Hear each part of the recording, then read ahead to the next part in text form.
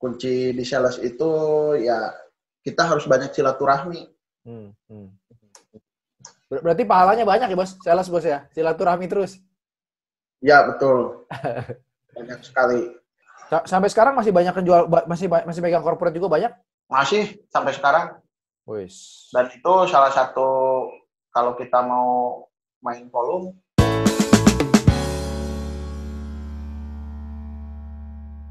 Nah, mungkin saya masuk ke pertanyaan selanjutnya Mas Luki.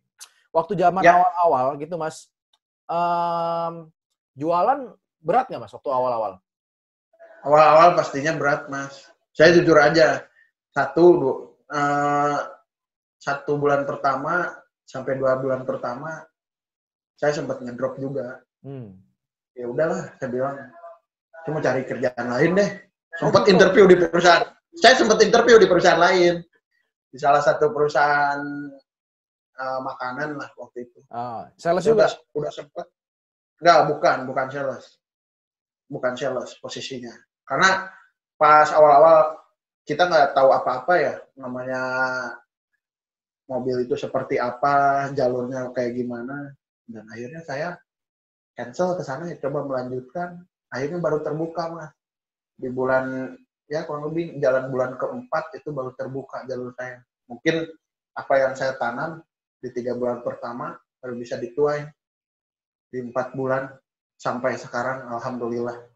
Dan menurut saya ini salah satu pembelajaran yang mungkin bisa dapat diambil adalah memang semua itu butuh proses. Jualan pun butuh proses, di mana kadang-kadang kan orang-orang muda kayak kita gitu pengennya kan mau instan gitu kan Mas ya.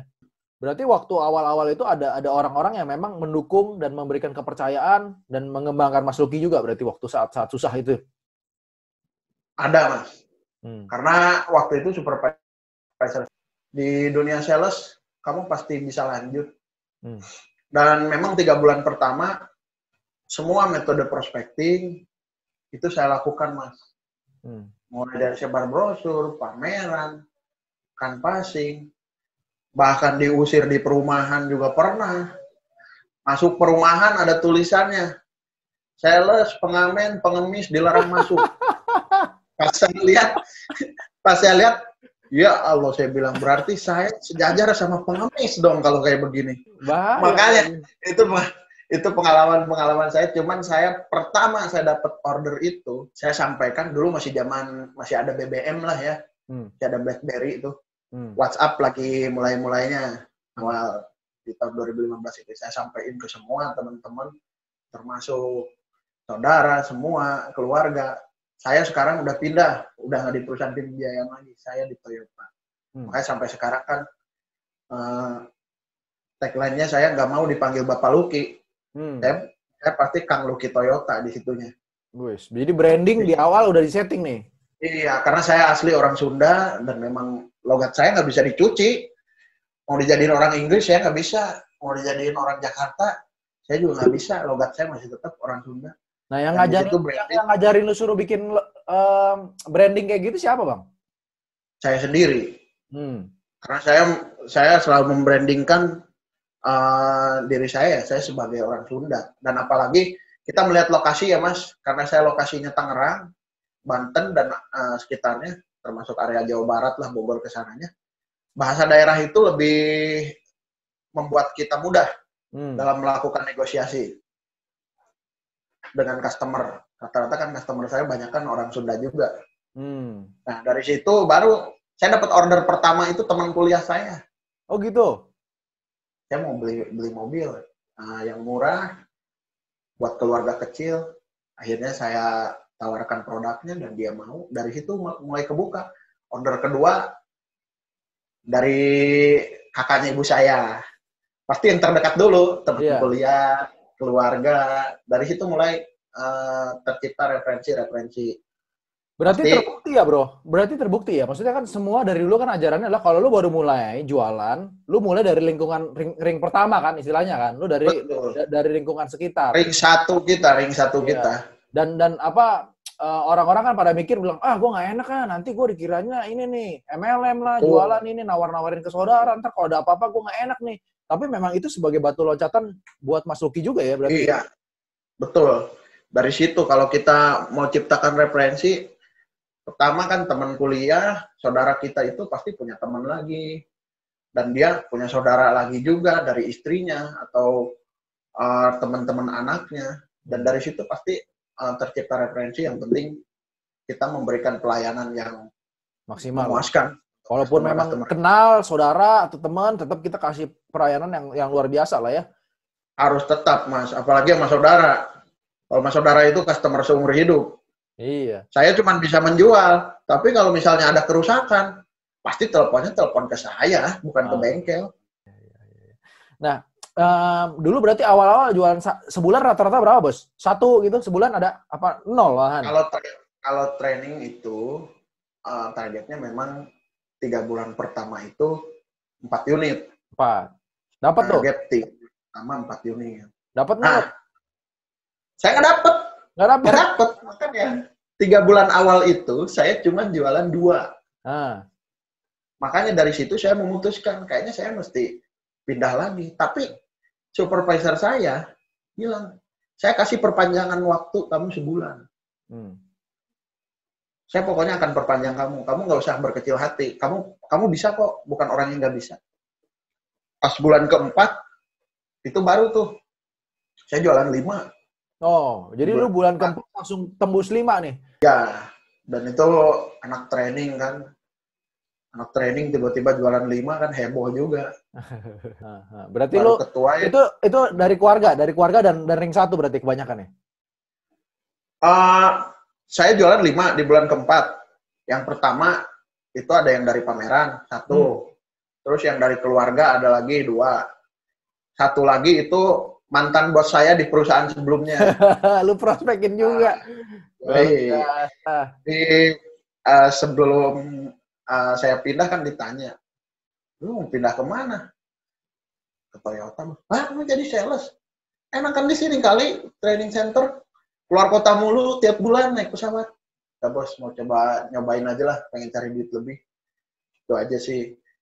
Nah dia tahu, pas dia namanya di perusahaan kan ada COP tuh. Ada Car Ownership Program, dia langsung hubungin saya. Dan itu dia sebulan, bos saya beli 2. Berarti kalau dipikir kita jaga hubungan tuh nggak ada salahnya ya bro ya? Oh iya dong. Maksudnya, setiap kita di lingkungan manapun, kita harus tetap jaga hubungan. Maksudnya kadang-kadang kan orang-orang kan misalnya udah keluar nih, kadang-kadang kan tengil kan. Bapak tengil, belagu gitu istilahnya ya meninggalkan hubungan yang tidak baik gitu. Karena kita nggak tahu kan. Iya. Mungkin bisa jadi bisa berhubungan lagi ke depannya. Kunci di sales itu ya kita harus banyak silaturahmi. Berarti pahalanya banyak ya bos, sales bos ya? Silaturahmi terus. Ya betul. Banyak sekali. Berarti rekor paling banyak 90 mas sebulan? Betul. Itu campur tuh dari corporate sama dari retail berarti? Apa dari corporate toh? Sama retail sama corporate. Sampai sekarang masih banyak penjual, masih pegang corporate juga banyak? Masih sampai sekarang. Wis. Dan itu salah satu kalau kita mau main volume ya adanya di corporate itu untuk mempertahankan performa kita. Nah, istilahnya kan kalau corporate itu kan lu sekali gebuk dapat banyak kan, bro? Istilahnya dapat jumlahnya, volumenya banyak. Tapi kan ada trik-trik yang berbeda juga kan. Dalam arti corporate itu kan beda sama retail. Iya kan, pasti. Dalam arti kan pembuat keputusannya nggak cuma satu, bisa jadi prosesnya panjang, harus tender juga. Nah, ada tips nggak, bro? Kira-kira bagi orang-orang yang mungkin mau mulai masuk ke corporate, ke fleet gitu? Kalau yang pertama, kalau kita mau masuk ke corporate, ya kita harus jadi jangan malu-malu, karena kan rata-rata gue malu nih ketemunya sama owner, sama direksi, sama manajer ke atas lah. Pasti kita harus analisa dulu celahnya buat masuk ke corporate itu dari mana. Bahkan bukan tidak memungkiri ya, untuk masuk ke corporate itu bukan kita harus deketin owner, direksi. Bahkan dari level bawah, dari OB security pun itu bisa kita masuk untuk ke corporate. Pasti gerbang pertama itu level bawah dulu, Mas. Kalau mau masuk ke corporate. Kalau kita mau ketemu fleet, pasti kan ditanyain, dari mana, udah ada janji apa belum, pasti begitu. Kalau kita, ya ibaratnya belaga gila aja. Kalau misalnya udah ditanya security, udah janji apa? Udah. Tapi kita harus tahu dulu profilnya dulu. Orangnya di situ siapa? Dulu. Minimal nggak usah owner, purchasing-nya dulu deh, staf purchasing-nya. Kalau udah sama security aja suruh pulang, kita pulang, ya udah nggak dapat hasilnya. Berarti terus kalau harus banyak triknya juga ya, Bro? Maksudnya harus nyari celahnya tadi, itu harus pinter-pinter juga. Ya, harus nyari celah. Celahnya yang bisa kita masukin dari mana. Bahkan level bawah sekalipun, maaf, kalau saya ke fleet, itu dari mulai security, itu udah tahu saya kalau datang. Oh, Kang Luki nih datang. Dan saya tinggal naik kalau udah kebuka celahnya.